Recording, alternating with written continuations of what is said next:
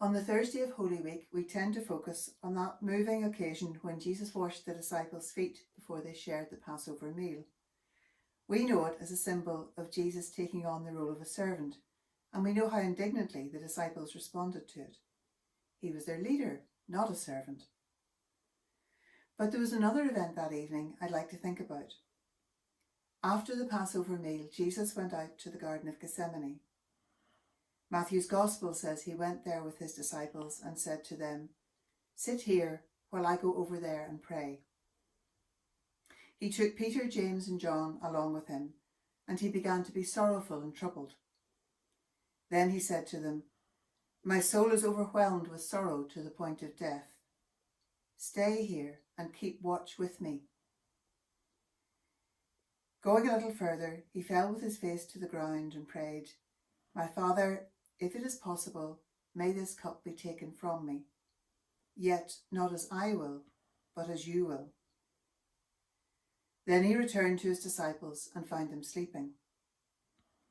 "Could you men not keep watch with me for 1 hour?" he asked Peter.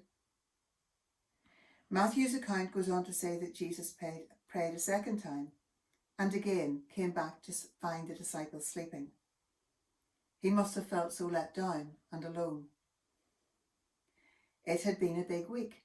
There had been the triumphal entry into Jerusalem, Jesus teaching at the temple, and a period of intensive teaching for the disciples, preparing them for Jesus leaving them.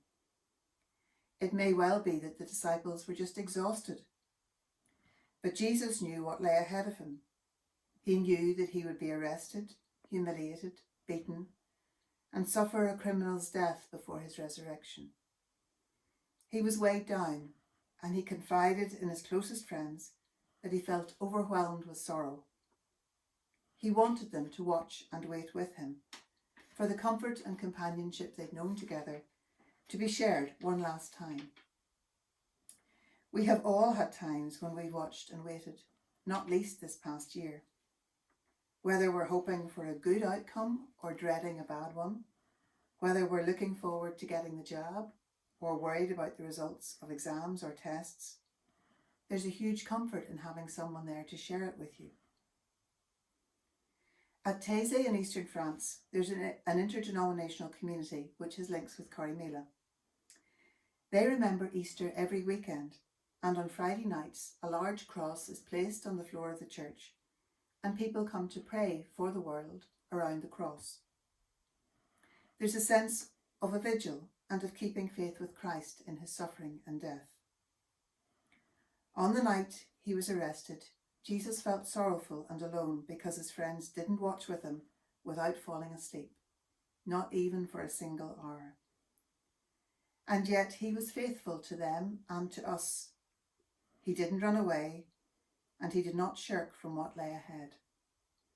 Without his sacrifice, there is no resurrection.